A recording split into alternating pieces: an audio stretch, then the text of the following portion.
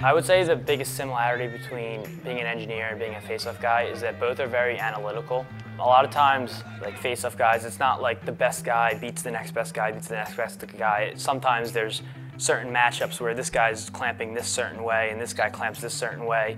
As a mechanical engineer, that's all like forces and lever arms, and so I mean, I'm kind of used to that, but it's very analytical, and it's the same in engineering. If like everything in engineering is analytical, and you have to be able to kind of see things without actually seeing them. I'm studying mechanical engineering and finance. I'm in the IBE program, which is Integrated Business and Engineering.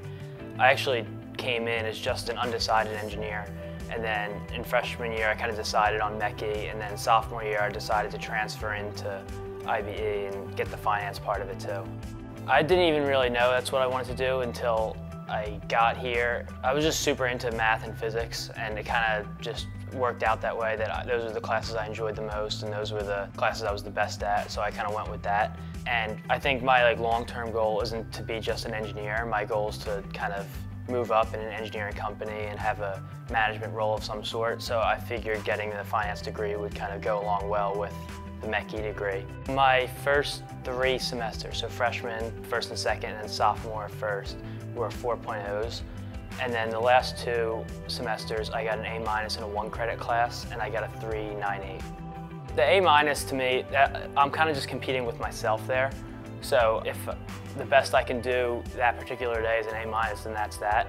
But the face-off, I'm competing with someone else. I think that kind of adds another level of intensity, or another level of competition, obviously. So I definitely, losing a face-off hurts a lot more.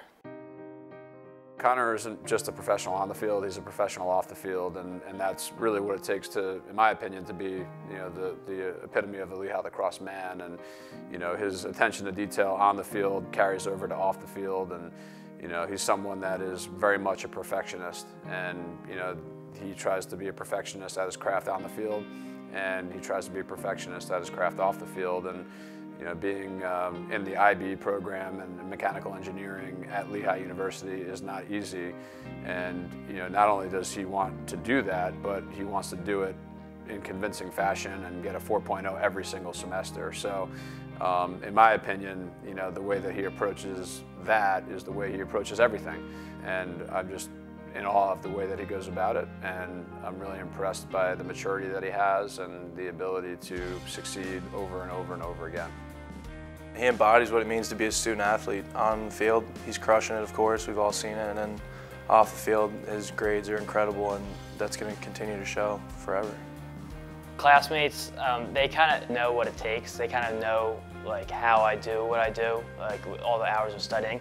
I think a lot of other teammates might just think it's naturally there, but I promise it's not. I promise I'm not super gifted. I definitely put the hours in. Making the most of my time is kind of, I think, what the key is. Obviously, I don't have as much time on my hands as a regular student at Lehigh, and in athletics, I don't have as much time as maybe a FOGO in a single major instead of a double. So I think, especially with academics, but even also with athletics, it's about making the most of every second I get, because more often than not, I have less time than the people I'm competing with.